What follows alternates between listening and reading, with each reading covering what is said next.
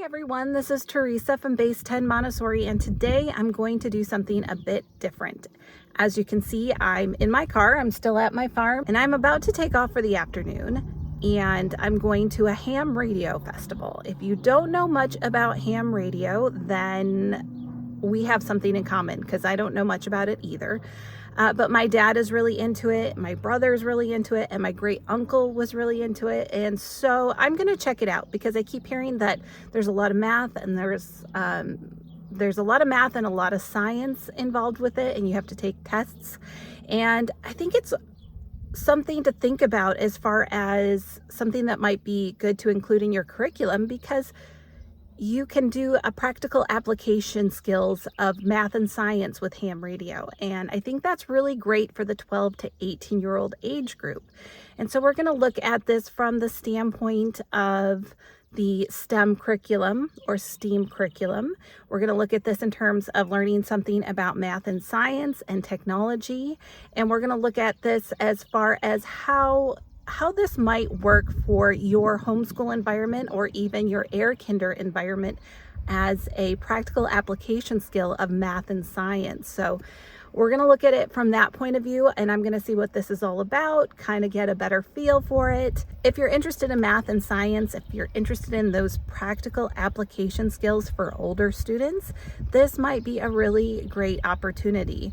If this is something you're interested in or you are involved in, feel free to let me know down below because I'd love to hear from you. So with that being said, I'm going to start my car. I am going to head out and we'll see what I learn about ham radio. So before we head to field day, I want to give you a little bit more information on ham radio. So I'm here at the ARRL website, and this is really the website that you should go to if you are looking for a lot more information. They have a lot of information about licensing, education, and training, and the type of technology you'll need. And they also have a lot of information about how ham radio can work with young children. But if you're curious about what it is that I'm exploring today at field day, I want to show you a video real quick.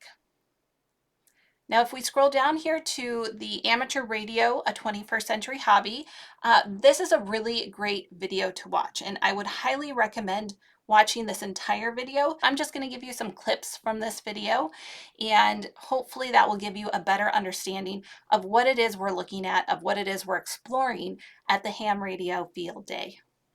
Delta Kilo 8 Lima Golf, this is Mike X-Ray 0 Sierra Sierra Whiskey. Okay, thank you Frank for coming back to my QRZ call. My name is Adam, as in Alpha Delta Alpha Mike, Alpha Delta Alpha Mike, Adam is my name. So we're building a radio receiver. Okay. And so I'm just on the part which is the demodulator. Using this simple ham radio transceiver and a good antenna, you can talk to other amateurs around the world, and you can do it from almost anywhere. I'm at a portable station. The radio signals you transmit travel around the world at the speed of light.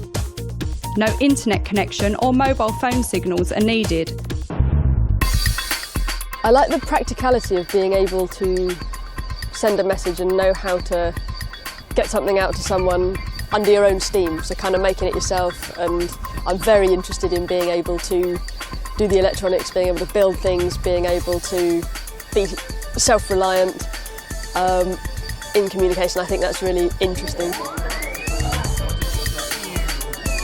I got started in amateur radio because I'm a Girl Guide leader and I wanted to take up a hobby that I could do with my brownies. The interesting aspect of amateur radio is that you do learn how it works, and you get to communicate with loads of different people, find out about different areas of the world. You learn a bit more about the science of how it works, and you have a much more profound understanding of a technology that is going on all around you. In amateur radio, sport and radio fit together well too. I'll take another bearing in a minute because I don't trust that. These guys are trying to locate hidden radio transmitters, racing against each other and the clock. So now that you have a basic understanding of what's happening here, let's switch over to field day and I'll show you my experience with learning about ham radio.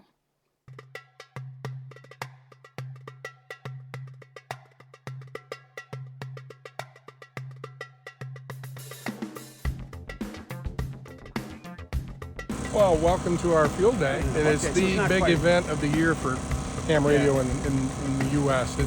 There's going to be thousands of hams doing this sort of thing, not just in groups, but at home, some individuals or small groups and big groups and all over the country.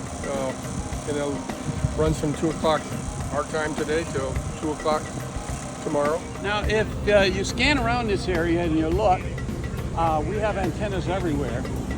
This antenna right here, and you can see it comes from that bar all the way over to this bar. That antenna is called what's called a dipole. The power comes off in the center and goes to two. One's positive, one's negative. And now when we transmit, we're not transmitting on those tall poles. All those poles are doing is getting their wires up in the air.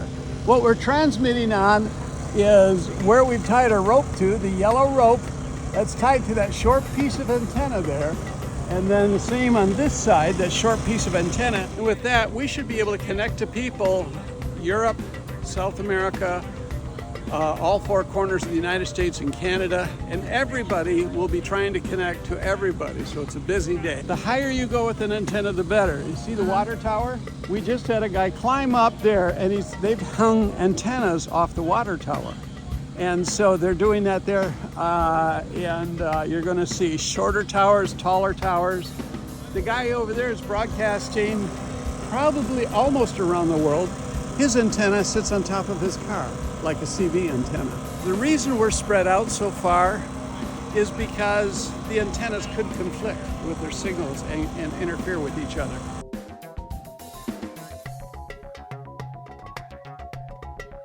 Most of the antennas that you see around here are homemade, or many of them are. You can make an antenna out of any wire. I got some lamp cord. I had a whole spool of it that I was working on a project. And I just used the lamp cord, and I can connect to all around the United States.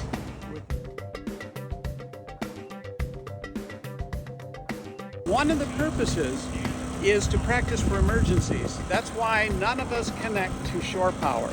We either have solar power or generators or car power, and that's it. What we're going to be doing is watching the clouds, watching the sky, and then if anything comes up, we know who to contact and say, I'm seeing a cloud formation, you need to pay attention to over here. And so we network that way for the emergency services. See, this is a distribution block, and this is coming from my solar panel outside, and the solar panel generator, and so that's bringing the electricity in. Now I got to get it to my radio, and so these are called Anderson power poles, and so I've got to slide these ends into one of these little bricks and get that all set up so that I can connect it to my machine.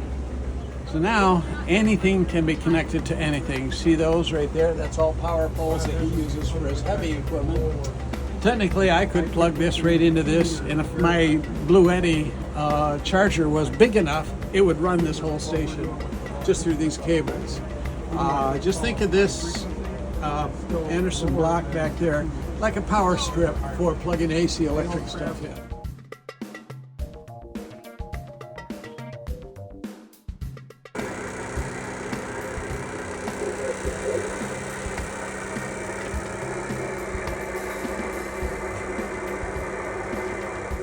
CQ Field Day, Kilo Delta 8, Lima November Oscar 6 Alpha, Mike India. 5 Alpha November Charlie.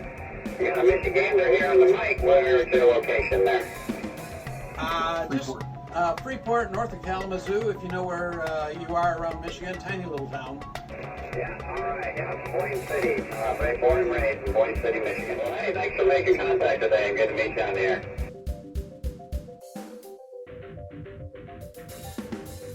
Yeah, we help with the bicycle, all the races. Fair, anytime there's a public event.